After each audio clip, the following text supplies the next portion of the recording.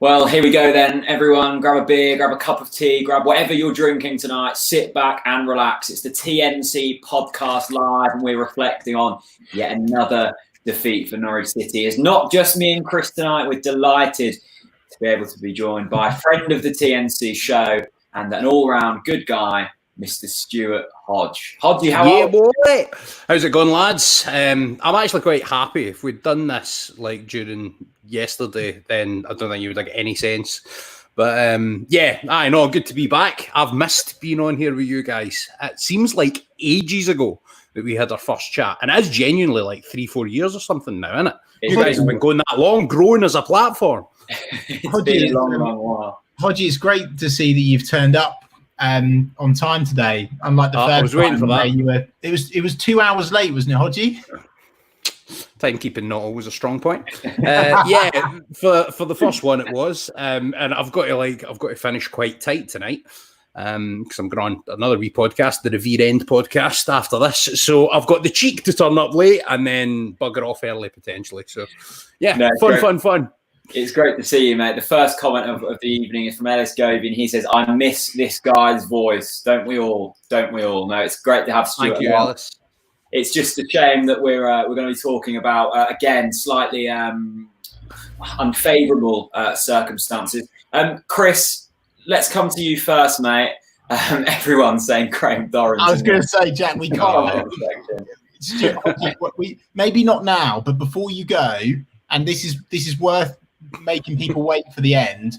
We need to get the Graham Dorrans classic because it was, and also the Ipswich goal recreation that you did on our podcast last time as well. So for everyone commenting Graham Dorrans, we will definitely make sure Hodgie does that. That was actually part of the terms and conditions of him coming on the podcast tonight. He signed a contract, so don't worry, we'll look after that request for you, no problem whatsoever. Contractually obliged.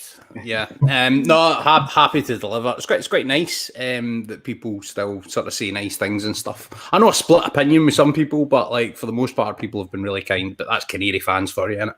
No, definitely, mate. Chris, let's talk about yesterday and let's get it out of the way. I'm sure that everyone in the comment section will be venting their anger, but yesterday was that the most humiliating match post lockdown yet?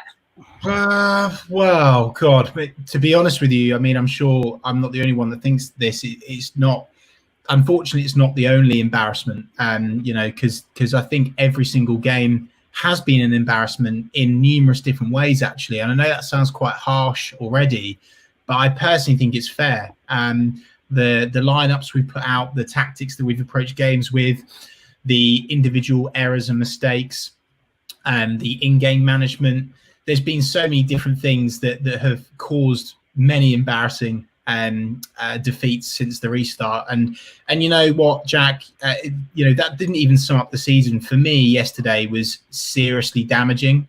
And I genuinely don't think I'm being extreme by saying this. I think now this will be seriously affecting the players' psychological mental empowerment going into next season. I seriously think that stung. I think the other defeats, we kind of held up our hands a little bit. You think Watford away, for example, the quality shoe there, I think, for me anyway. But yesterday, to have that happen to you, and look, Burnley are a solid Premier League football club. They know how to play the game. They know how just like Holty was saying, they know how to manage games. They're rough, they're rugged, they're strict, they're organised. And as Daniel Farker said, we fell into their trap, which is abysmal, really. They're all the things we are not. Like they've come back down, and they had a similar thing where they came up, went back down, and what we've got to hope is that we learn some of the lessons the way Burnley did, and that we can come back up stronger for having been here. That said, Burnley's first stint in the Premier League wasn't quite as humiliating as it's got for Norwich City. I actually take a slightly different view to yourself, mate, on the basis that that's second, but Dermot's challenge, right? The first one by Emi Buendia, I'm like, okay, right, that's just moral discipline from Emi. Clearly, he's still got that temper tantrum in him. And then Dermot does that second challenge, and then they get the goal, and I'm just like, in my head, I'm just going, it's like, it's got beyond the point where I'm getting angry about it, and it's just got to the point where you laugh manically, like to try and maintain some semblance of sanity. That said, I think the way that Norwich City applied themselves in the second half shows that there's still something about this group of players, or at least the bulk of them. Obviously, not everyone's going to stay, I don't think, and I think that's quite right, given the way things have transpired this season. But I think it's stormy waters in so many ways, just the way that Norwich City navigated this period, especially after the way it's gone post-Project Restart. But I just think so much hinged on, see those first 2 home games. If we'd got 4 points from those first 2 home games, we'd have been in with a chance of staying in this division. But another side of that, I'm all aboard the let's go back to the Championship and have a banter boat, because the Premier League, 2 glass ceilings, I'm done with it, man. It's fine. Cool. Move on. Let's go. No leads either. Do you think it's got to a point, though, in this season? You say there you were pleased with the application in the second half. We still conceded a goal in that second half. Do you think it's got to a point where expectations are now so low, we are literally looking for anything to praise? Yeah, I think you're clutching at the positives a wee bit. I think there is a bit of that involved. But I think just in terms of, because Chris was talking about the psychological element, I think that's where I look at it and I go, right, okay, I mean, there's still people there that are responding in the right way to the challenges set to them. But the truth of the matter is, Norwich City just don't have the quality to compete in this division. On any given day, football's football, right? We can go out and we can beat Man City's high press and pass around it. But what's become readily apparent is that Norwich City don't have the physical capabilities to compete in this league. We are by far the worst team physically. And it's not through a lack of effort. It's just the other teams are bigger, they're quicker, and they're stronger. And that has been the thing that has let us down this season. Also, by the way, it kind of sort of gives a retrospective to last season and proves where we elevated ourselves above Championship football and won a title with a footballing artistry that now looks like something out of Vivaldi or, I mean, operatic. You know, such was the beauty of it in hindsight, because we really elevated beyond just the physical levels of it. And then we've tried to do the exact same thing in this division. Whereas then you look at Sheffield United, for example, and I mean, they've been poor since the restart, but they've come up. What they did prior to that was they basically played the same way, but it's easier to transfer that style of football. So, for example, if you look at Stuart Webber's Huddersfield team that came up, he obviously didn't stay with them. Jumped ship to a better gig, obviously. When David Wagner went up, he was a more defensive-minded manager. So that's what allowed Huddersfield to kind of be gritty and compete in games and do that kind of thing. For Daniel Farke to bring that group of players and achieve, as he put it, I love the way he phrases things in English sometimes, the sporting miracle of keeping us in the division. It's just not been possible. Stuart, I'm sorry, mate, but I need to go against you there, mate. I knew this was going to be fun. I'm fed up with it. I'm fed up with it, mate. You know, these riddles and these post-match speeches, I think it's really annoying fans now. I think we need straight talking, and I'll contradict myself immediately straight away, and I'm completely okay with that. It was the first time this season that post-match Daniel Farke spoke the honest truth by saying that Emi Buendia and Josip Drmic was stupid, naive, inexperienced, despite the fact that Josip Drmic is a very experienced player, but that's by the by. So I actually completely disagree with this whole I love the way that he talks thing. I don't. I'm fed up with it. I really am. Would I say that to his face? No, I absolutely wouldn't, because I'm petrified of him. But the point stands, Stuart, that by saying things over and over again, like this will be a miracle and we're not good enough and we've not got the quality, as a player, and you're reading that in the press and you're reading that in the media, if that keeps going round over and over again, and on top of that, Stuart, you're losing football matches over and over and over and over again. That's why, and I said this since the restart, this whole period for Norwich, it was so crucial. Forget staying up, right? It was so crucial that we put a valiant effort into survival and showed the fans what we could do to prove a point, because we are going to see some serious psychological damage, because everyone's been saying how bad we are, which is true, but saying things like it's a miracle and all this, I think that surely the players that have earned the right to play in the Premier League, they're going to be damaged by that. And I think now going into the Championship, Stuart, we are going to face a culture crisis. And I'm genuinely serious about that. I don't know. I tweeted this the other day. If Stuart Webber is going to stick with Daniel Farke, which I think he should, by the way, to just clear that out before I get loads of stick for that, he's going to need to gut the squad. Now, that's going to take a lot of work. And if you don't gut the squad, you're going to have a culture crisis. Because how are those players going to be motivated when you were slagging them off, saying that they weren't good enough? It's a miracle. We've not got the quality. We're inexperienced. We're stupid. We're naive. For me, the messaging in the restart has been completely wrong. Completely wrong. Stuart, I'd rather they said, Stuart, we're not good enough. It's hardly likely we're going to go down. So we're just going to give it a good go. Right, it's just, this whole miracle thing is just a nonsense for me. Yeah. I think it's.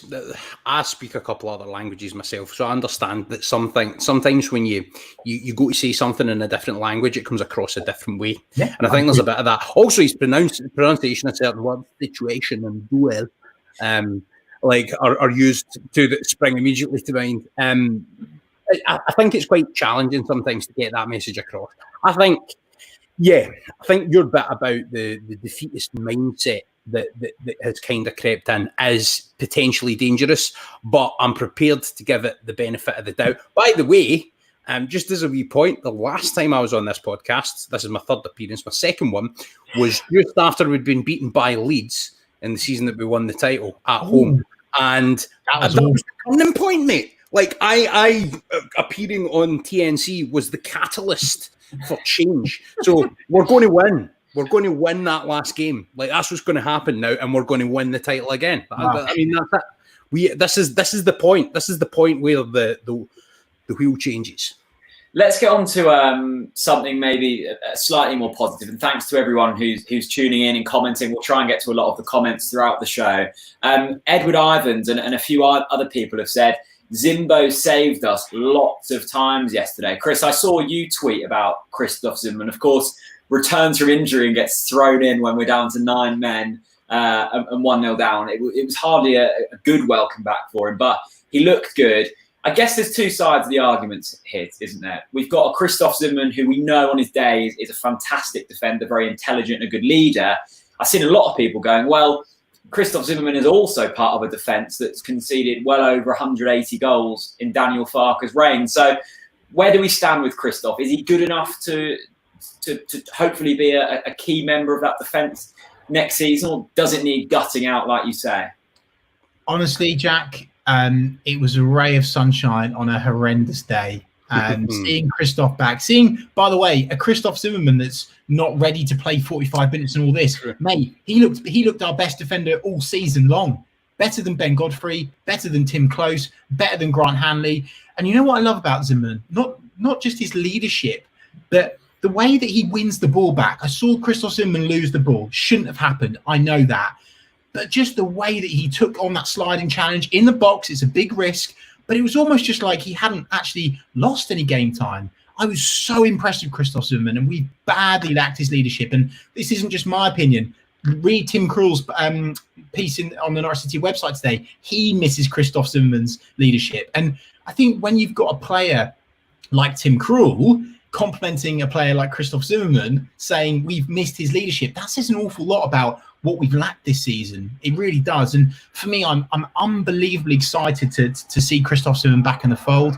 I was desperately sad that he was injured. I really was. I think it was a huge loss for us. I do not understand the hatred for Christoph Zimmermann. There's a few people that are just like, oh, he's overhyped, he's inexperienced, he's barely a footballer, he's not good enough for the Premier League. For me, the guy's got so much to prove, and he's so grateful, and he loves Norwich so much. That's why we need more players like that. And Jack, we've said time and time again, I'm sure, Hodgie, you'll agree with this.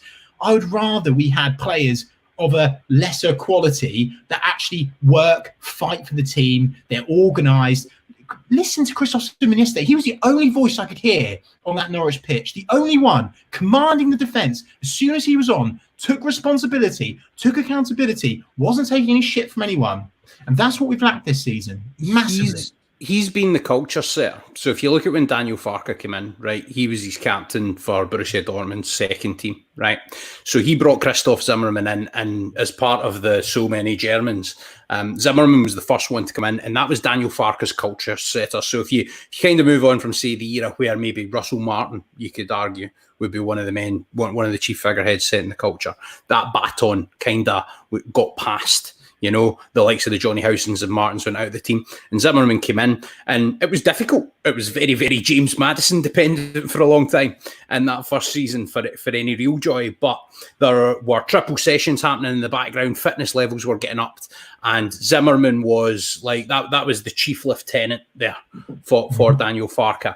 And I think you saw his value when Ben Godfrey had, and by the way, that's an unfortunate own goal. Russell Martin nailed it on Sky after it. Ben Godfrey, I don't think he is necessarily Norwich City's most important defender, but I think in terms of raw attributes, and I think in terms of overall sellability, if I'm looking for a player that I could plug into a Champions League game, I'm looking at, in the entire Norwich City squad, the one that has the most complete rounded set of attributes is Ben Godfrey. And I think he's let down a bit by zonal marking and things, people not getting blocks on, so it looks like he's not winning headers at corners, stuff like that. Sorry, on you go, Jack. Just sticking on Ben Godfrey, I agree. I think he's got that physicality, he's got pace, he's good in the tackle. We've been discussing it a lot on the podcast in recent weeks, and a lot of the commenters are as well. I'm still not convinced that Ben Godfrey's a centre-back. I think he's a more advanced player. That's testament to how good a player he is. I remember him playing under Alex Neil the season that I was the commentator. He came on at right back in a cup game and scored a 25-yard screamer, and I loved it. I think he could play defensive midfield, but I'm looking at that position in the team and I'm thinking, right, so if you've got everyone fit, do you really want to play Ben Godfrey there, or do you think that his pace at centre-back, which if you're playing a high line, as Norwich City often do, you need someone pacier than Christoph Zimmermann or Tim Closer. Grant Hanley's quite quick, but if you're going to be playing one of the other two, then you need Ben Godfrey or Grant Hanley beside them, because you need to have that pace if you're going to play a higher line. If you're going to play the defensive midfield position, I don't know, unless you actually say to Ben Godfrey, look, mate, you've got the license here to play that kind of hybrid between a 6 and an 8. Maybe you could develop his game into something like that. Some people do see him as a central midfielder, and I can kind of see the argument for that. But I think with the right guidance, there's a world-class potential centre-back there. Hodgie, totally with you, mate. And this isn't just Ben Godfrey in isolation, but one of the things I'm seriously worried about because of what's happened since the restart is clubs wanting to buy these players, because what we've seen is some serious fragility, some serious lack of psychological strength, an obvious lack of leadership, an obvious lack of direction.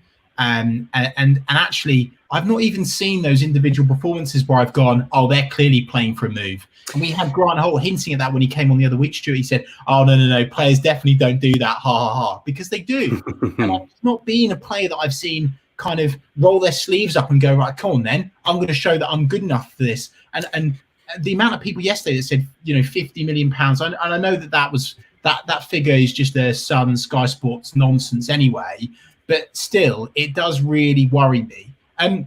Jack, something that I really want to combat is, and it's 7:58, it's quite a long time back if you scroll through, Paul Eaton, bit of an unnecessary nasty comment, but I'd really like to address it if that's okay. He says, perhaps you'd like to discuss our pathetic, useless owner. Oh yeah, you won't, there's no freebies for you. Let's be super clear here. Jack and I, we get invited to a couple of dinners a year. One, because we sponsor a player, currently Lucas Rupp.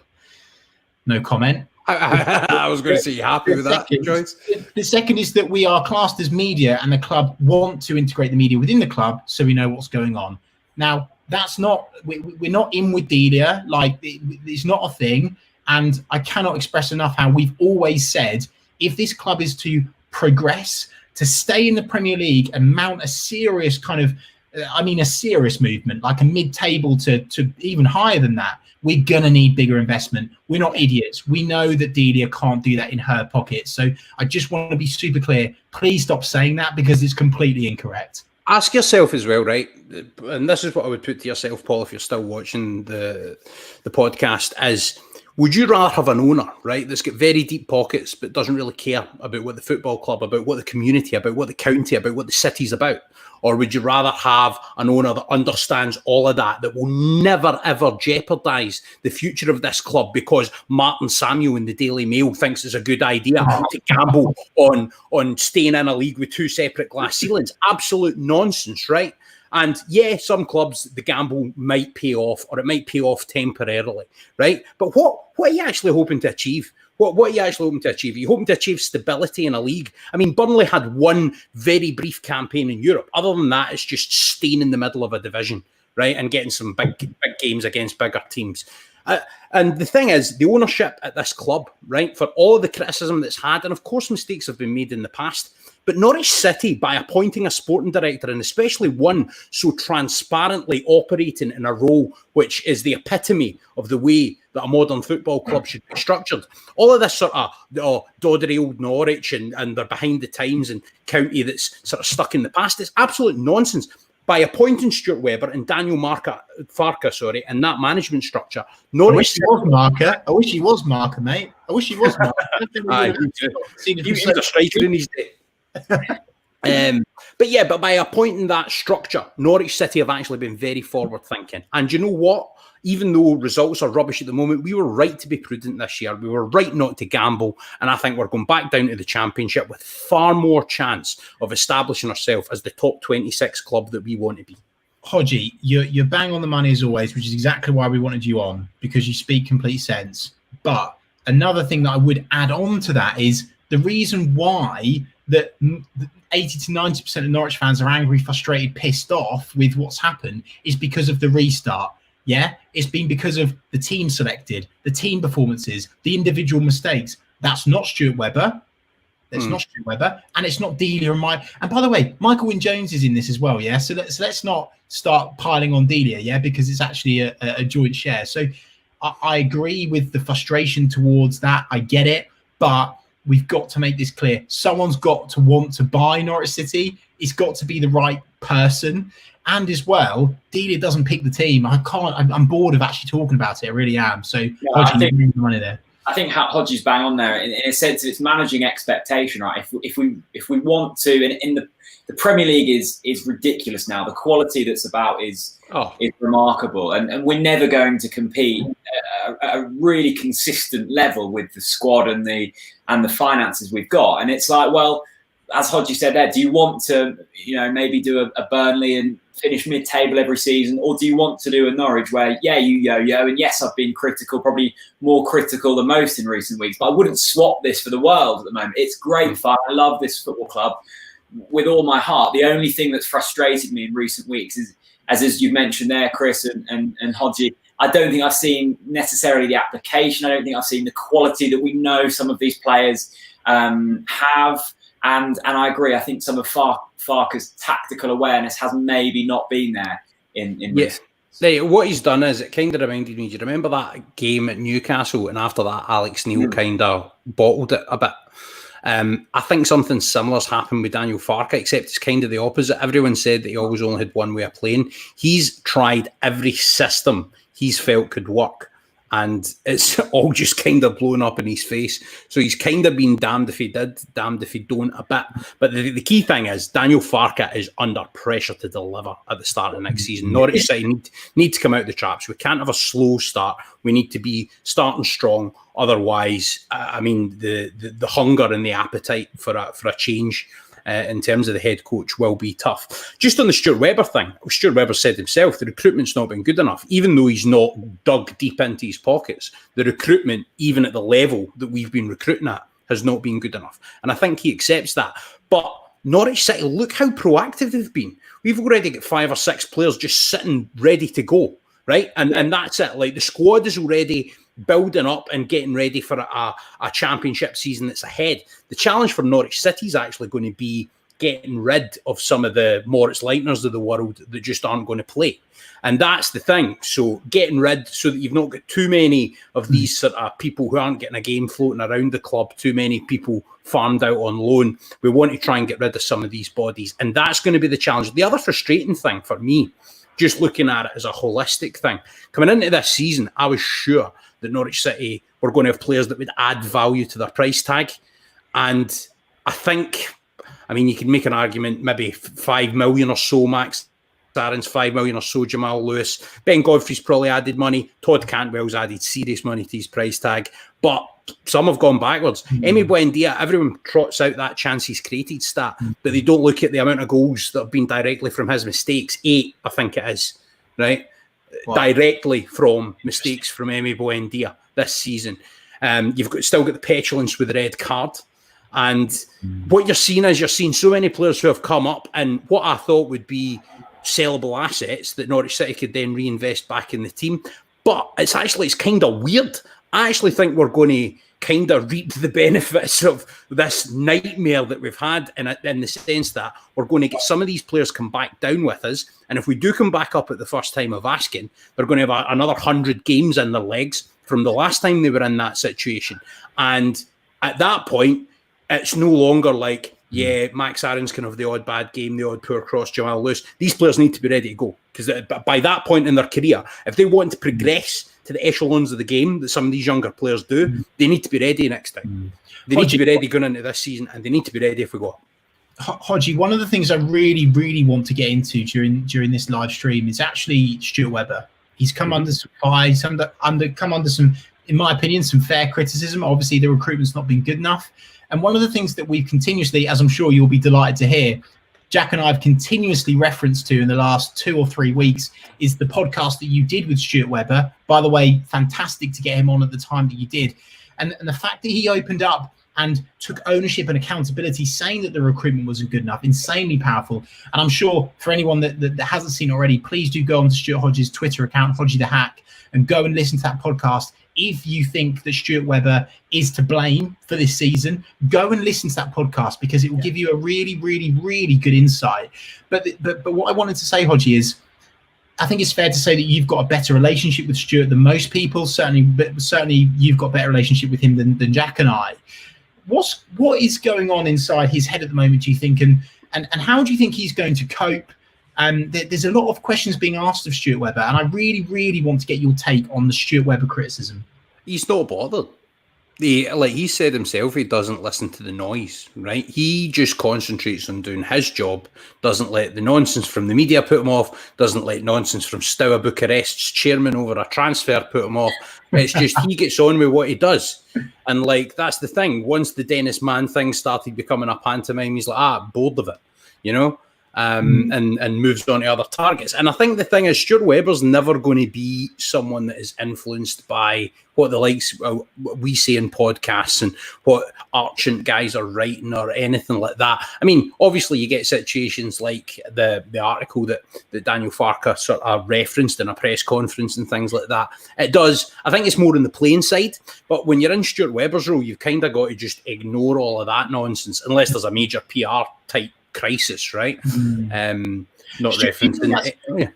Stuart, thank you for that. I appreciate it. Do you think that, I'm not sure, your choice of language there is slightly inflammatory. He's not bothered.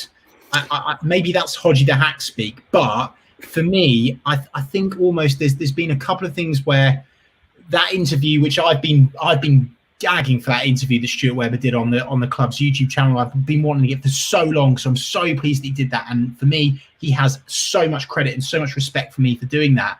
But there was a couple of things where, you know, that whole sort of he's not bothered, that came through. There was a couple of points. For me, I'm really disappointed that sparked a total lack of disrespect for Todd Cantwell, who's been our second or third best player this season. It sparked a lot of criticism for Todd that's caused him to have to come out on Instagram saying the reasons why he stayed on the pitch. And I know that you're probably going to say, well, he's a big enough boy to deal with it, Chris, but I'm not sure that was right. And I'm not sure it was necessarily aimed directly at Todd. I think things can get misinterpreted. And regardless of whether it was or not, I mean, Todd Cantwell and Stuart Webber might have had a conversation about that, but that will stay within the confines of the club. I think the reason Todd Cantwell will have put those comments out is because some players don't really care what's happening on social media, really. Like, they don't pay attention, or they just use it for their own kind of ends. Think maybe the tribals, right? That's what they tend to do. But then you get the players that are influenced by it and kind of use it positively and use it in good ways. James Maddison was a great example. He has used social media in such a wonderful way, and it's almost helped his career, the kind of way that he's used social media as a platform for good. Norwich City's young players are really good at that. A lot of them. We've seen loads of nice initiatives for like unhealthy young people and stuff like that, people who have got bad health problems. And there's been a lot of that nice warmth, that nice kind of stuff. Todd's been at the centre of some of that as well. And I think because Todd's aware of the temperature, if you want to call it, on social media, I think he knew the way that those comments, whether they were directed at him or not, which I cannot say one way or the other, I don't know. And what I would say is, I know Stuart Webber is sensible enough with his words that he would only have said that for a reason if he did, which makes me doubt that he would have done it in a public forum, because what has he got to gain by that? What has he got to gain? All that can happen is, if it is a direct thing that he's saying about Todd Cantwell, then Todd gets angry and Todd says to his agent, right, get me out of here. And that what that does is it means Norwich City are then, we're not going to be bullied into transferring anyone, but if you've got a player that wants out, then you're going to be under more pressure to accept a transfer bid for him. So, in what interest would it be for Stuart Webber to put the club in a position where they might make 10 or 15 million less pounds than a football player? I just, that's where my sort of doubt kind of keeps him with that. Yep. I think it's also worth noting here that, you know, the interviews that we've seen with Stuart with the football club, with Archer, with the Athletic, with Radio Norfolk, he's probably done like well over an hour of speaking there, and like there is going to be sections within that where maybe your words get misinterpreted or you say something in a wrong fashion. And once it's out there, it's out there. We all know that very well. We've all said things that maybe we didn't quite mean, and then they've been misinterpreted. So I kind of agree with Hodge. I think I kind of agree with the comments to a certain extent. I think the whole thing was blown out of proportion. As we all know, we've seen relegations before. We're always looking for someone to blame. Last week it was Todd. This week it'll be, I don't know, Ben. Next week it'll be someone else. We're trying to find someone to blame here. So, I think it was all blown out of proportion slightly. I want to quickly move the conversation on. Paul, who commented earlier saying, are we going to bring up Delia, I think has donated to our Ko-fi page. So thank you, Paul, for that. Our Ko-fi page is down below. You can help TNC by donating over on there. And we've had a question. This comes from James Rennie. And he says, hi, chaps. Hope you're doing well. I'm interested to know if either of you are as excited as I am about seeing Sam McCallum next season. I think he could be a really key player for us at the back. Love the work you do. Glad I can give something back. James, thank you for donating. As I said, the link is in the description. Hodgie, you mentioned earlier, and you so nearly linked onto this question, but then we got onto other things about getting our business done quickly, trying to move on as quickly as possible. And we've seen, haven't we, with Sam McCallum, Daniel Sinani, we're trying to get them players in the door as quickly as possible. Are the players that we've signed so far up to the scratch, do you think? Well, I mean, that remains to be seen because a lot of Norwich City's recruitment came out of left field before, and to be honest, absolutely smashed it. I'll always remember that graph at the end of the title winning season where it's like, yeah, we've spent absolutely no money and look at the team we've built. And if you look at what we're doing it with maybe a wee bit more money, but we're not spending stupid amounts of money. You've got players like Melvin City as well. And there's players there that are ready to make maybe the transition, you know, into becoming part of our first team. I think the links with the lad Sorensen in Denmark, I think they seem to be quite solid. I think there's a few of them where it's like it's pretty much there's been a lot proactively already done. And if you actually look at our transfer outgoings, Sam McCallum is by far and away, by about 4 times or something, the most expensive transfer that we've already made. And that's one that is for next season, you know? And I think that was a kind of, I'm guessing, right, I'm speculating here, but I'm guessing that was a kind of preemptive measure of, right, we're probably going to lose Jamal Lewis, or we could lose Jamal Lewis. So you've got a natural person to step in. And what I would be interested to see is if there's a way you can accommodate them both in the team at the same time. So maybe, I don't know, move Jamal across. Because Jamal strikes me as a player. He started off as a kind of flying winger, like when he was in the youth team. I wonder if, I don't really see him as a winger now because I think he's got more of a defensive mindset, but I wonder if you could maybe move him infield a wee bit. and have him as one of the sitting midfielders. You know, like I'm just interested to see what that kind of opens up tactically, and that's an area that Daniel Farke is still, I think, pretty strong. I think he is one of these managers that does understand the tactics of the game.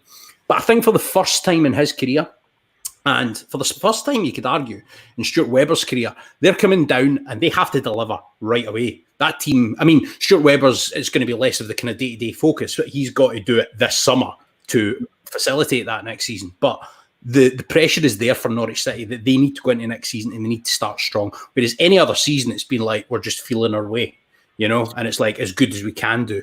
Whereas now it's like, no, we actually need to be going here, and we can't afford mistakes in recruitment as bad as we've had this season. We can't afford the sort of tactical naivety and implosion that we've seen since Project Restart happened. Norwich City need to be better next season, and that's going to be a key area of focus. Just quickly, just to touch on the point about the Stuart Webber not being bothered. What all I mean is he's not going to let it affect his judgment. Yeah, that was what I meant by the language I was using. I don't think he's bothered by what the media are writing, what we're speculating, what we're talking about. He's bothered about making Norwich City as good as they can be and as financially solvent as they can be. No, I wouldn't be bothered listening to us either. Chris, we mentioned it, I think it was on the last live podcast we did, and Hodges mentioned it there, and I think Stuart Webber touched on it in his interview. These players and Daniel and Stuart are going down, and for the first time probably in their careers, there is expectation to deliver, isn't there now? 100%. Look, Jack, there's no place to hide. I think Hodgie's got it bang on the mark. And what worries me and concerns me is our transfer business so far, to me. And look, maybe this is just me just not being within the game, but it doesn't scream that we're signing players to start. It screams that we're signing players that can come through. We might see at the back end of next season. Perhaps I'm wrong, and perhaps we'll see, because they know that certain players are out the door. Maybe I'm completely wrong. Happy to be wrong as always. Maybe we've signed these players because we know they're going, and we're going to have to chuck in these youngsters, these up-and-coming players. It doesn't scream that we're signing players that are going to start, and that kind of worries me a little bit, that I'm concerned about that, and maybe I'm having unfair doubts. It's something that the Cheesy Geezer brought up on YouTube, which I think is a fantastic point, and actually I was going to argue/debate with Hodgie on this. 9 games lost in a row. Now, but Hodgie, I don't think it's fair for you to say that it's clear that Daniel Farke is tactically, he knows tactically, because he's been tactically outmastered time after time after time after time in the Premier League.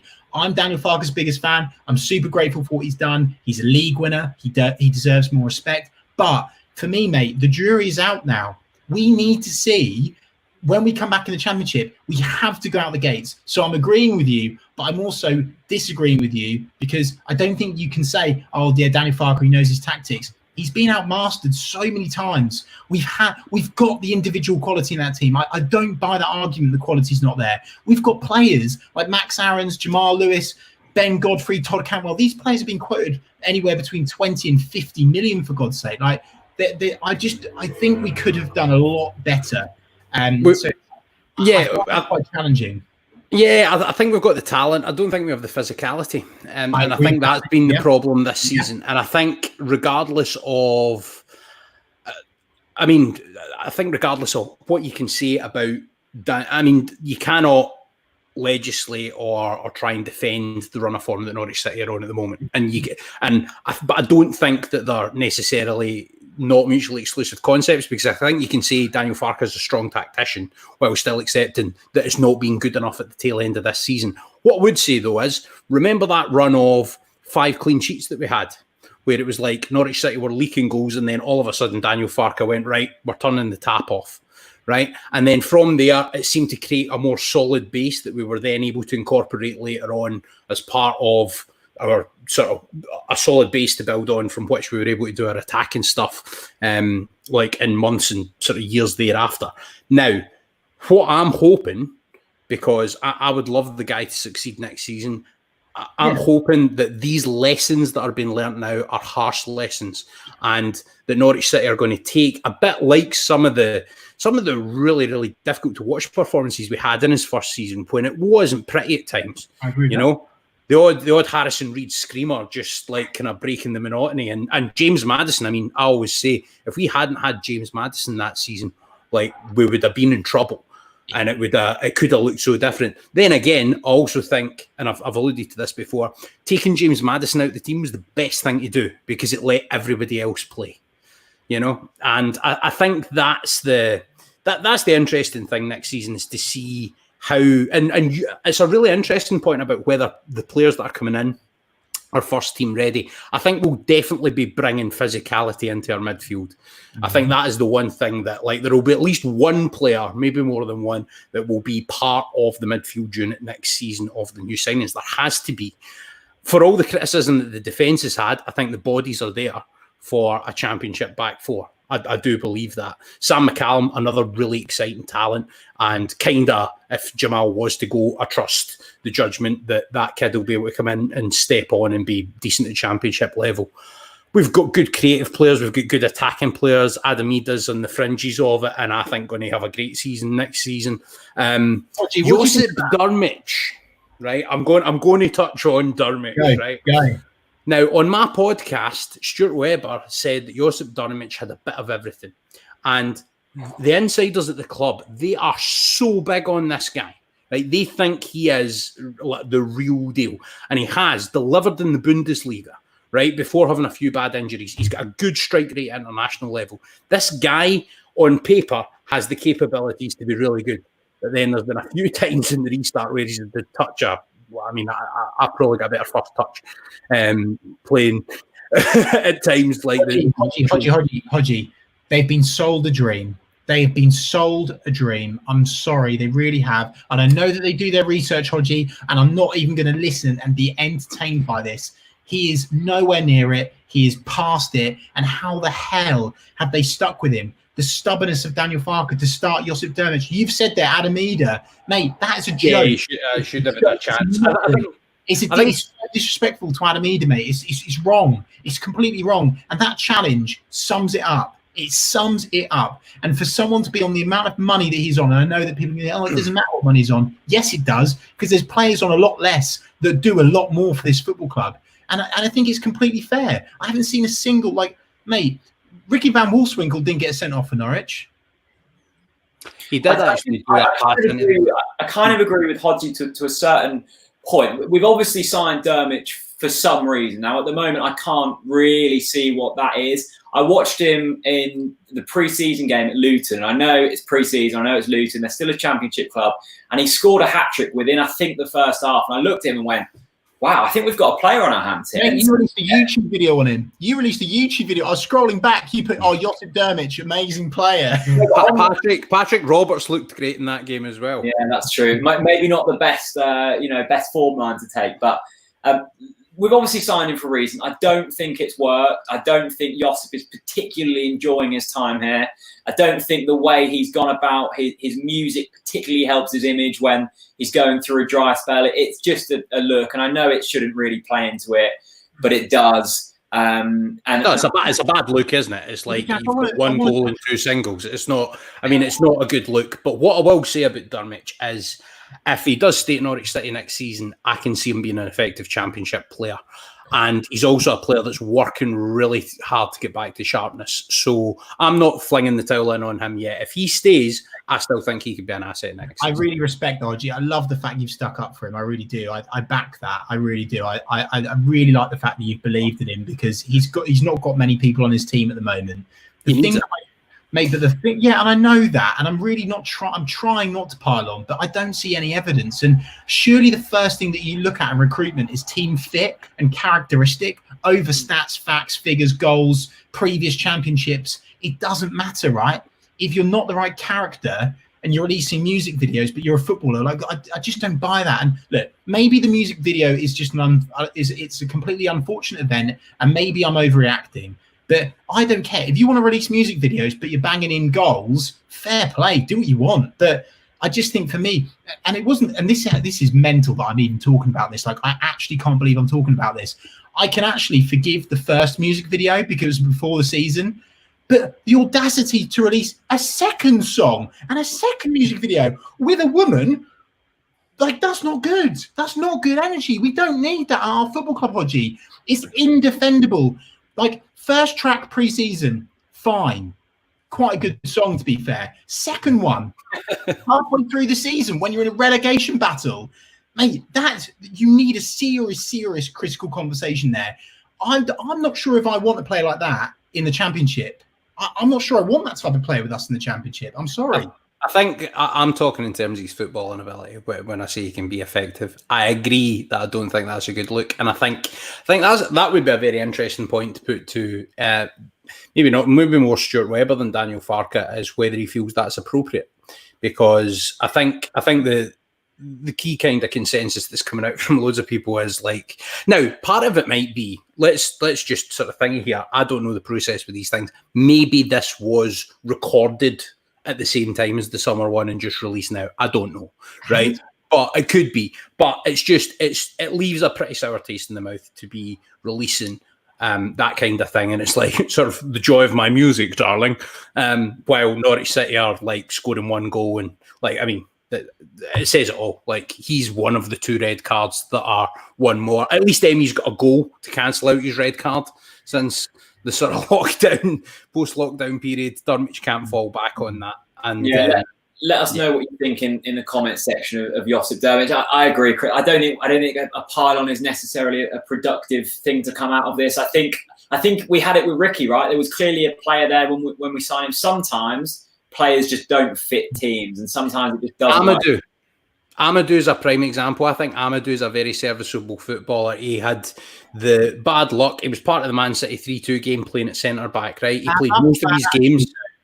Bad attitude, though, Stuart. Why was his loan terminated? Come on, stop messing around. I don't think it was a bad attitude. I don't think it was that. I think his loan was terminated more because it just wasn't working for him, and Alex Tettey was actually performing better at the role that he had been bought to do. He was bought as a version of Alex Tettey with more legs for the Premier League. I was at the game at Southampton where he got hooked at half-time, and that was the end of him.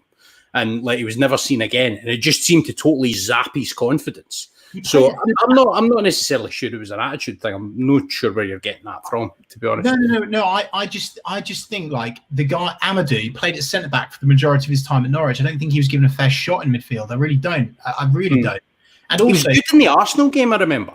Mate, like, he played quite well in that game. And then against Manchester City, I called him the Great Wall of Norfolk. Like, the guy was unbelievable. I've never seen such a completely well-rounded defensive performance. And you talk about physicality, which is another point I want to. Yeah. I feel like I'm the only person talking about this at the moment. We've got a guy with physicality that's been sitting on our bench in Tom Tribal. All of the stats don't lie. He's our best centre defensive midfielder. We're not even playing him. And for me, you talk about passing, he's got it. Tackles, he's got it. Passion, fight, he's got it. And he's not even been featuring in the team, which for me is completely wrong. It does not work for me at all. It's interesting, actually, some of the selections that have been made, because Mario Vrancic is the one that loads of people point to because of all these sort of set pieces. He's got a wand of a left foot, but his engine's not brilliant. That's why Kenny McLean's getting the jersey, because even though Kenny McLean's not quick, he's got a hell of an engine to get up and down the pitch. Yeah. And that's why, as the sort of one with the left foot, that's why I think he's preferred there. And I think Tettey's performances this season, even though he's a less sort of technically gifted player than Tom Tribal, I think he's Premier League now. See the amount of games I watch where there's crosses getting flung in from out wide, and it just Tettey's the one it comes off, right? To be honest, he did a bad job of clearing it for the goal at the weekend there, but for the most part, I think Alex Tettey's earned his new contract. I just love him anyway. Like, I would just have him there. Like, get him long enough that he gets his testimonial. That would be my thing with Tettey. Hodgie, I'm totally with you on that. Hodgie. But I think, and I love Tete, and I think he 100% should have a new contract, should be in and around the squad. But I find it amazing that we've been relegated 3 times, yet we've still not managed to replace Alex Tete. That for me is just, I don't get that. Jack, just before you go on to the next segment, I really want to make this point.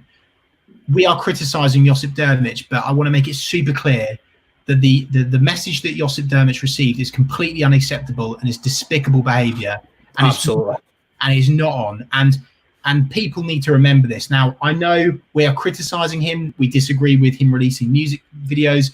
But to message a footballer full stop with anything like that is just completely wrong. So it doesn't matter, if you don't think he's good enough, fine. But to wish upon a player that you want them to break their leg, you want them to die, like that is so unbelievably wrong. And I need to make that clear. If anyone's watching this now, please never ever do that, because it's disgusting. And I don't. It's horrific, right? I mean, the thing is, right, and this is where a lot of people fall down as football fans, right? Because footballers are in the public eye, right? And you have actually got a really good example of this. So you grew up idolising Grant Holt, right? It's like you're watching him banging goals for Norwich City, and he seems like this godlike figure, right? It's like nothing can hurt this guy, but he's a human being.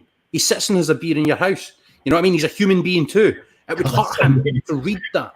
And the thing is, it doesn't matter if Joseph Durmich is like Wroxham level of footballer. Joseph Durmich should not be getting subjected to that kind of language, because I really struggle to understand how we live in a culture where people think that's an acceptable way to go on. And I would fully endorse punishing that person for that kind of thing, because that's hatred and threatening behaviour. And this is exactly why social media should have an identification for you to sign in. It stops racism. It stops all of that stuff. So I agree totally. And another thing which just sums up the pathetic sort of comments I've seen recently. And I read a tweet there. I can't remember who posted it, so apologies for not crediting you with this. But they said everyone was criticising Todd Cantwell for his hairstyle and the fact that he's wearing a hairband. Christoph Zimmermann was, and I didn't see any hate for him. So I think we need to just be really careful about these personal jibes. They're not healthy at all. Sorry, Jack, on you go. Yeah, I think it's worth noting as well that the club are looking into that comment. I'm sure whoever it was that sent it will be punished in whatever way the club sees fit. We've got a comment here from Daniel Farker. I'm not sure if it's Daniel Farker. Welcome along, Daniel. Daniel says, we are only the third team in top flight history to have gone 5 home games without scoring a single goal. The last time was Birmingham City in 1922. That is a shocking statistic. Now, look, I think you can get caught up in statistics sometimes, and there's always one to suit whatever narrative you've got. But some of the statistics that are going about at the moment are just really damning. And the thing that I've taken from that, Hodge, and I'd be interested to hear your thoughts. The thing that we all loved last season, we had this identity, this way of playing. Now, what I'm seeing is a team that can't defend, a team that can't score goals, a team that can't necessarily pass the ball in a cohesive manner. What is our identity at the moment? That's a good question, mate, and that's the bit that's really baffled me, because I thought we might go down this year, but I thought we'd go down scoring loads of goals. That was before the season, I thought, yeah, we might well go down. We'll probably not be at it defensively, but goodness me, this team can create. But we can't. Not at Premier League level, we can't. We just don't have it. I mean, to be honest, the only sustained period of any real threat we had was when Timo Pukki's purple patch continued over onto this season. And then I think he got a bit jaded just with the volume of games, obviously doing the business for Finland, getting them to their first Euros, which he's sadly for him not been able to enjoy this summer. And I so hope, almost more than I'm steering clear of injury for Norwich City, and being Scottish and understanding that major tournaments for the smaller nations don't always come around so readily. And looking at, I talked about it with Stuart Webber actually, about Leeds in Euro 2016 and how massive that was for them. Like Hal Robson-Canu's goal against Belgium. That's like Archie Gemmell's goal against Holland must have been for people that were alive then, for Scottish people, right?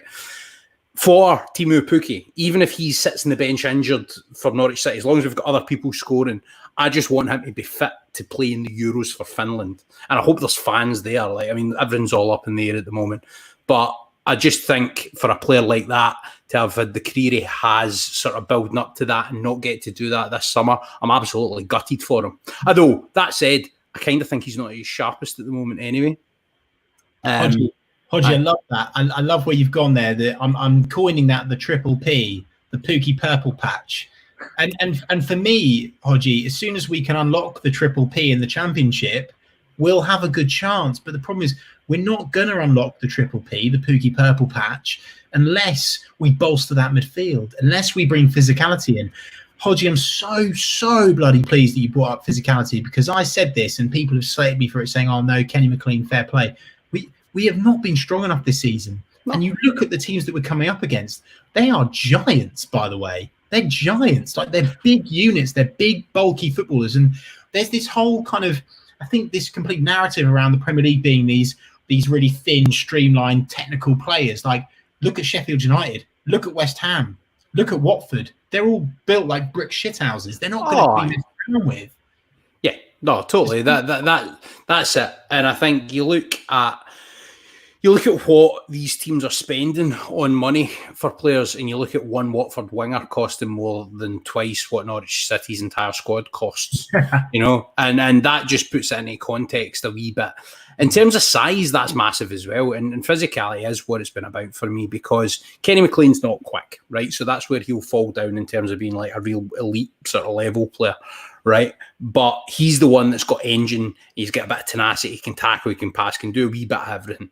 Right, he's the one Norwich City player, with the one Norwich City central midfielder that I think can do a wee bit of everything. Is Kenny McLean. Hodgie, this is the Scottish Alliance coming through here, by the way. No, it's no, genuinely. Like, I think he's the most versatile in terms of being able to do a wee bit of everything. Every other Norwich City midfielder fits a type, or fits an area, or fits an identity sort of way of being in a team. What we need more players that are just legs that can do other stuff. And that's what we've lacked in the middle of the park this season. The style we played last season allowed for that, because it was about the intricacy of the play, the technique, the triangles, the combinations. You could try and do that at the top level. You just nick the ball off, you run up and score. And that's where we've fallen down this season, is by not having that. And I think as well, like, I mean, it is kind of excuse pulling, but like everything that could have gone badly for us in terms of coming into the season did. And then you've got things like the Spurs VAR.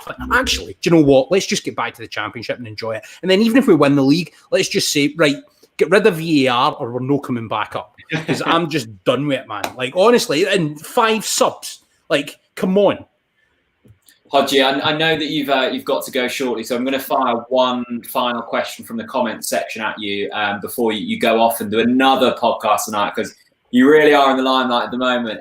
Chaz Tat says, lads, do you think players like Vrancic, Tribe and Sheeperman are going to give their all next season when they've basically had no minutes this season and lost out to players like Ruben, Permich, Duda? Me and Chris have spoken about this before, so I'd be keen to get your thoughts on it. It's, we've come into this division. I think it's admirable that we've given the players that got us here a chance, the likes of Max, Jamal, Todd, etc., Tim Krul. But it is them players there that were so crucial, Tom Tribal, Vrancic, Steedman, who will probably be with us again next season unless we decide to ship them out. That's surely been slightly, not concerning, but it's, a bit of a knock to the ego, isn't it, to miss out the players that haven't performed? Yeah, I could understand frustration on their part. Clearly, those sort of empowered at the club felt, that they were picking the right players for the right kind of games. Roop, I kind of think will be a serviceable Championship player. Steepy's obviously a legend. But I'm looking at that now, and then I'm looking at the bodies that we've already signed and are going to be signing. And you raised the good question, Chris, about how many of them are going to be first-teamers. And I'm thinking, right, there's now an overload of midfield players. And there's an overload of, and this is the key bit, Championship-level midfield players. And that's what we've got to do. And some harsh decisions are going to have to be made.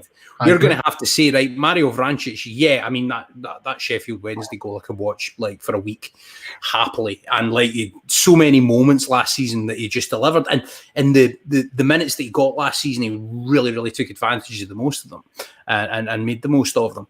Stipe was a vital component. He was like almost, how I described him in another podcast was kind of like a number 10 target man.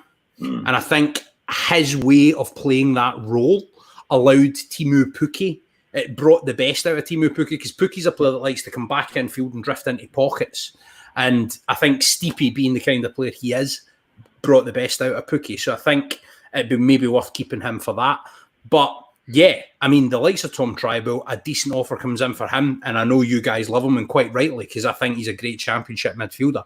But there must be a reason that he's not playing in the Premier League. And that's the thing. That's the thing we've always got to remember, that for all that we have our opinions and stuff, these guys are looking at data analysis that goes down to like how many drops of sweat and how many points of a kilometre they've run on a backward press in every game, how many of those steps were backwards, how many were forwards. Like, I mean, it's quantitative stuff that they're looking at that allows them to evidence and back up decisions that are being made.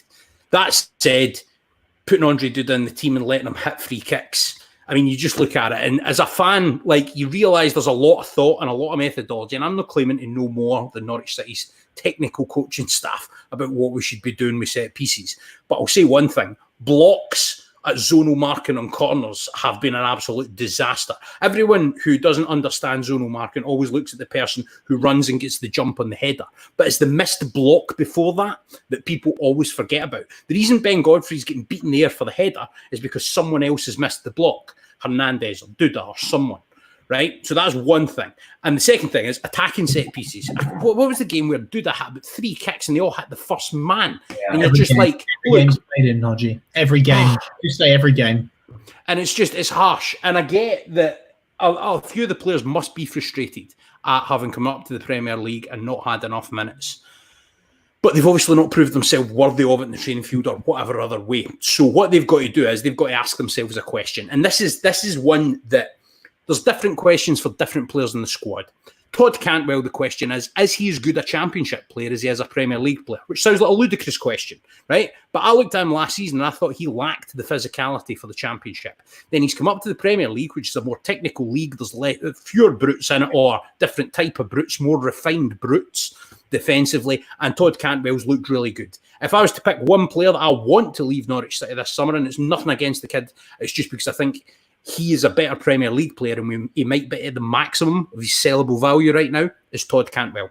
But you look at other players. If Max Aarons thinks he's good enough for a move, he's got to ask himself, do I have the hunger to go back at the Championship? Will I benefit from another 50 games at a lower level? Answer being with Max, I think he would, because it will allow his attacking side of his game to come on and become more refined for coming up again. Jamal Lewis, interesting question. Would he benefit from another season in the Championship? Yes, but if he's a bit more adventurous about the way he goes about his business. Ben Godfrey, would he benefit for another season in the Championship? Yes, because I think he'll benefit from coming up against the Steve Morrison-esque strikers that you get in the Championship and a bit of the rough and tumble. But there's loads of players in the squad. The likes of your Moritz Leitners, the likes of your who I think will be out the door anyway, but the likes of your Vrancic's, the likes of your Stiepermans and that, and they'll be saying to themselves, look, I've not played enough this season. Do I have the hunger to go down and earn something again to maybe not get the minutes again when I come back up? And they've got to ask themselves, do I have that within me? Do I have that hunger? And I'm picking out those names, but you can apply that to different sort of bits of the team. And it's like, do they have the hunger to go over this course again? I look at most of them, and I think they probably do. I think Kenny McLean definitely does. I think Grant Hanley definitely does. I think Christoph Zimmerman definitely does. If we're going to the forward areas of the team, it's a bit more interesting. Emi Buendia, big question mark, because Emi's one of these players. He's a magician that can produce something out of nothing, or he can be the kind of player that he can give the ball away and then sulk for 10 minutes and not cover his man running back. Do we want that next season? Or do we sell him on and say you gave away loads of goals? But Emi Buendia, by the way, for all he has the creative side at the Premier League level, he doesn't have the other side of the game. And that's the thing, is that's not pushed on. I thought Emi Buendia would have left this season a £50 million valued player minimum, and he's not. And that's because he's not scored enough goals and because he's not developed the other side of his game enough. And that's the big problem for Norwich City. There's loads of players you look at and you say, have you got the hunger to do this again? And the ones that do will succeed. The ones that don't will either be out the door or they won't succeed. And that's the crossroads that we're at right now. But the positive for me is you've got Josh Barton, you've got Adam Nida, you've got Sam McCallum, you've got some of the foreign lads that we're bringing in from abroad who are younger as well. You're going to have young and hungry players coming through that can carry this club forward as well. And I think there's an obsession over big transfer fees and big names and people that we know. But I think as Norwich City fans, after what Stuart Webber was able to deliver with his recruitment in terms of the title-winning season and the season before, I think we're going to trust him to bring in the likes of Daniel Sedani, and he'll be a good player. Yeah. You know what I mean? And that's the thing. So if we can have enough of these hit the mark and there's enough hunger from the bodies that remain, then we can do it again. Spot on. Love that, Hodgie. I think, are you needing to go now, or are you? Sadly, I do, but I'm going to indulge you with a quick one before I go. Thanks, mate. You've been amazing, mate. We really appreciate your words of wisdom, and it's good to see someone with confidence for next season as well. So thank you very much for your time. Do you know one man that might not have some confidence? Graham Dorrance. Hey! Peace and love to all my Norwich City brothers and sisters. Thank you very much for having us in the podcast, boys. I'll be delighted to come back on again sometime, hopefully. And as I say, like last time I was on, it was a turning point. So hopefully it can be the same again. Get your money on for the final game of the season. Hodge, a real pleasure, mate. Have a lovely evening. Have a good rest of the week, and we'll chat to you soon, my friend. Cheers. Take care, lads. See you later, mate. There we go then. Stuart Hodge. We all love him, don't we? Yeah, we love him. Thanks to everyone who's been commenting. We'll continue for a short while longer, just me and Chris. A big thank you to everyone who's been donating over on our Ko-fi page. Shout out to George, Harry Brister, Rari Haynes, Ben, Troy, Lynn, Craig and Sam, who've all been involved. And also, we are 7 subscribers away from 18,500. If you haven't subscribed and you want to be notified every time we go live, we're doing loads of these at the moment, then hit subscribe. It's completely free, and you'll be notified. Chris, what do you make of Stuart's thoughts on everything? I know you agreed with some points, disagreed with others. I think on the whole, though, I think he probably speaks for the majority of fans, doesn't he?